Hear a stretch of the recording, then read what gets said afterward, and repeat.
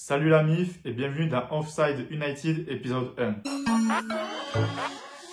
Donc voilà, le concept il est simple, ça va être une vidéo par semaine retraçant toute l'actualité de votre club préféré, à savoir Manchester United. Comme d'hab, si ce n'est pas déjà fait, abonnez-vous, activez la cloche et n'hésitez pas à aimer et commenter nos vidéos. Donc au programme cette semaine pour United, il y a eu deux matchs. Le premier c'était face à Palace. Donc voilà, déplacement sur la pelouse de Crystal Palace qui était 13e de Première Ligue. Et malheureusement, Manchester United n'a pas pu faire mieux qu'un triste match nul 0-0. Et ça a vraiment été une purge au niveau du jeu. Il n'y a absolument rien eu de la part de Manchester. On n'a rien créé. Il n'y a absolument rien à dire de ce match à part du fait que les joueurs ont été complètement en dessous de ce qu'on attend d'une équipe qui est seconde au classement. Donc voilà, triste match nul 0-0 pour commencer la semaine. Et le second match, c'était le gros choc, le derby de Manchester. Donc City face à United, le premier face au second. Et franchement, on a affronté une équipe de City qui, il faut le dire, est excellente depuis le début de la saison puisqu'ils étaient sur une série de 21 victoires d'affilée. Mais finalement, on a gagné. Victoire 2-0 pour Manchester. Donc magnifique victoire avec des buts de Bruno Fernandes sur penalty et de Luke Shaw. Luke Shaw d'ailleurs qui a fait un match exceptionnel et qui montre qu'il est vraiment un des meilleurs arrière-gauche de Première Ligue cette saison pour moi. Donc victoire parfaite, on gagne le derby. On met fin à leur série de 21 victoires d'affilée. On gagne enfin contre un gros parce que voilà, c'était beaucoup reproché à Manchester de ne pas gagner face à un gros. En effet, cette saison, on n'avait pas réussi à gagner un membre du top 6. Et cette fois, c'était fait avec cette victoire. Et en plus de ça, Bruno a marqué. Et pour lui aussi, on lui reproche souvent de ne pas marquer contre les gros clubs. Et là, c'est lui qui, avec ce péno, nous a permis de mener 1-0. Et d'ailleurs, pour la petite stat, parmi les 67 managers que Guardiola a affrontés au moins 3 fois dans une saison, Solskjaer est le seul à détenir plus de victoires que Guardiola dans ce duel, puisque Solskjaer a 4 victoires face à Guardiola, tandis que Guardiola n'a seulement que 3 victoires face à Solskjaer. On a donc bien fini cette semaine avec cette victoire dans les derbies. On a rappelé que Manchester is red, et d'ailleurs The Real Devil sur Twitter a publié une magnifique photo de la ville de Manchester vue du ciel. Les conséquences au classement de cette semaine, c'est que Manchester reste second. On est second à 11 points du premier City. Donc on le sait, on est quand même loin de la première place. Par contre, on a seulement un petit point d'avance sur Leicester qui est 3e. Donc attention, la Première Ligue va être serrée jusqu'au bout. Il va falloir vraiment chercher les résultats pour maintenir cette seconde place. Parce que franchement, finir seconde Première Ligue, ça serait une belle saison malgré tout. Et en plus, ça nous assurerait d'être une seconde fois d'affilée en Ligue des Champions. Et ça, pour le club, c'est primordial. On va passer maintenant aux joueurs de la semaine et au flop de la semaine. Donc voilà, chaque semaine, je vais élire pour moi qui a été le joueur de la semaine et qui a été le moins bon joueur de la semaine concernant Manchester. Alors pour moi, le top de la semaine, cette semaine, j'ai envie de le donner à Anthony Martial. Pourquoi? Tout simplement parce que j'ai envie de le féliciter de son superbe match face à City. D'ailleurs, il a été élu homme du match par la Première Ligue et c'est totalement mérité. Il nous a sorti un super match. Ça a été de loin pour moi le meilleur des joueurs offensifs. Il a été très très bon. Il manque juste pour moi un but pour vraiment sortir un match parfait. Et c'est dommage parce que l'occasion, il a eu. Mais voilà, on a retrouvé un Martial, comme on le sait depuis le début de saison, un manque de confiance. Et ça s'est vu sur cette action. Normalement, il doit la finir. Mais bon, franchement, avec le match qu'il nous a fait et la victoire de 0, on va l'excuser. Et moi, j'ai envie de le voir plus souvent comme ça. C'est sûr qu'en faisant des performances comme ça, il va regagner la confiance. Et c'est sûr qu'il va remarquer des buts. En tout cas, moi, j'y crois. Et le flop de la semaine, malheureusement pour lui, ça va être Mason Greenwood. Il va payer ce match catastrophique face à Palace. Franchement, face à Palace, tout le monde a été mauvais. Tous les joueurs n'ont pas été au niveau. Mais je pense que le plus mauvais, ça a été Mason Greenwood. Donc voilà, malheureusement pour lui, ça sera mon flop de la semaine. Donc n'hésitez pas vous aussi à me dire en commentaire pour vous qui a été le joueur de la semaine, qui a été le flop de la semaine. Donc je le rappelle, cette semaine, les matchs qui comptent, c'était le match face à Palace et le match face à City. Et bien sûr, pour ceux qui ne le savent pas, vous pouvez aussi retrouver mes notes des joueurs sur tous les matchs sur notre compte Instagram. Donc n'hésitez pas aussi à aller checker ça. On va passer maintenant aux news de la semaine. Donc d'abord, la première grosse actu de la semaine, c'était la titularisation de Dean Henderson face à Palace. Et pourquoi Dean Henderson a été titulaire à la place de De Gea? C'est tout simplement parce que De Gea n'était pas présent pour ce match. D'ailleurs, Solskjaer a déclaré après le match que David De Gea ne serait pas là pour plusieurs semaines pour motif personnel.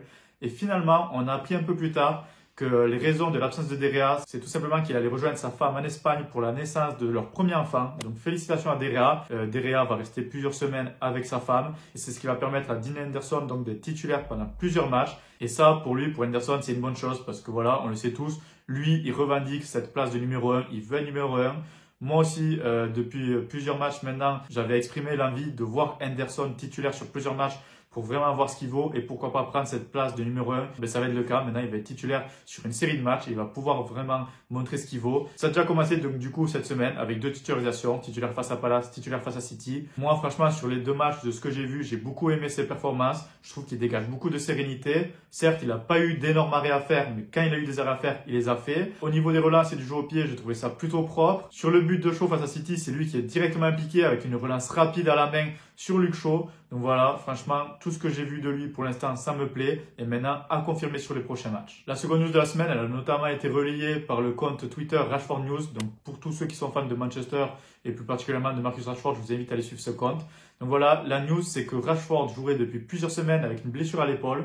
Et ça, franchement, c'est assez inquiétant puisque voilà, on est plusieurs à le dire et moi, ça fait plusieurs vidéos que je dis que je trouve que Solskjaer doit accorder du repos à la fois à Bruno Fernandes mais aussi à Rashford car les deux, je trouve qu'ils jouent trop et je trouve que c'est pénalisant pour Manchester parce qu'il y a plusieurs matchs, on retrouve les deux en manque de forme. Et là, en plus d'apprendre que potentiellement Rashford joue avec une blessure à l'épaule, je trouve ça encore plus grave que Solskjaer ne fasse pas plus reposer Rashford. Et apparemment, il se ferait opérer de cette épaule qu'après l'Euro et ça peut se comprendre car c'est un pilier de Manchester, il est absolument indispensable à l'équipe au vu de l'effectif et au vu de notre forme.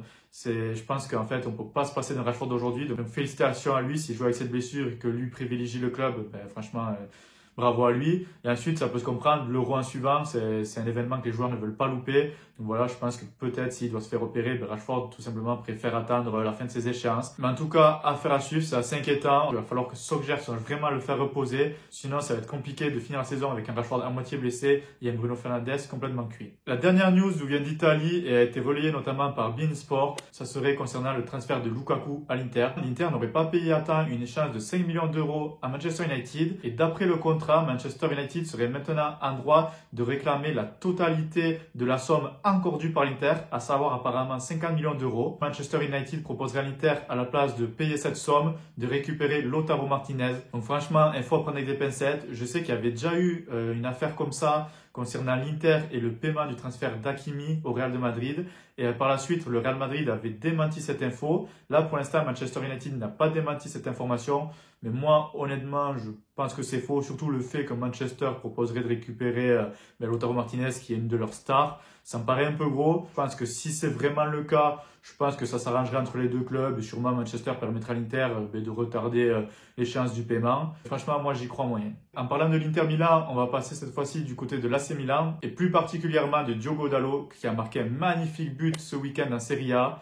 C'est son premier but en Serie A, son second toute compétition confondue, donc félicitations à lui. Concernant le groupe de joueurs, cette semaine c'était aussi l'anniversaire de Harry Maguire et de Fred qui fêtaient tous les deux le même jour leurs 28 ans, donc bon anniversaire à eux. On va passer maintenant au programme de la semaine qui nous attend. Le 8e de finale aller face à l'AC Milan, match à Old Trafford, donc voilà, on reçoit pour l'aller, c'est toujours une situation délicate de recevoir à l'aller. En plus de ça, on joue l'AC Milan qui est quand même une belle équipe et qui fait une belle saison. Donc match important, ça va être important de suite obtenir un résultat pour pouvoir appréhender au mieux le match retour à San Siro. D'ailleurs, ça aurait pu être les retrouvailles entre Zlatan Ibrahimovic et Manchester United, mais malheureusement pour l'AC Milan et pour lui, Zlatan est blessé en ce moment, donc il n'y aura pas de retrouvailles entre Zlatan et Manchester. Ensuite, le second match, ça sera ce week-end avec le retour de la Première Ligue et un match face à West Ham. West Ham qui fait une superbe saison, qui est une superbe équipe cette année. Donc ça va être un match très important, victoire impérative. On l'a vu avant, au classement c'est très serré. Il suffit qu'on fasse match nul ou qu'on perde ce match pour que Leicester nous passe devant et récupère notre seconde place. Ça sera aussi des retrouvailles puisque vous le savez, c'est David Moyes qui entraîne West Ham. Par contre, on ne retrouvera pas Jesse Lingard puisque Jesse Lingard ne peut pas jouer contre nous du fait qu'on est prêté à West Ham. Et c'est tant mieux pour nous parce que franchement, Lingard en ce moment il est en super forme. D'ailleurs, pour la petite info, il fait partie des 6 nominés pour le joueur du mois de février. Donc félicitations à Lingard. Et d'ailleurs, c'est pas le seul de Manchester United puisque Bruno Fernandes fait aussi partie des 6 candidats à pouvoir être élu joueur du mois. Voilà, c'est tout pour cette semaine. J'espère que ça vous aura plu. Donc n'hésitez pas à nous dire en commentaire si ce concept vous plaît. Nous dire voilà vos avis si vous aimez ou si vous aimez pas, vous avez le droit aussi. En tout cas, nous on se retrouve la semaine prochaine pour le second épisode de cette série. D'ici là, portez-vous bien et à la prochaine. Peace!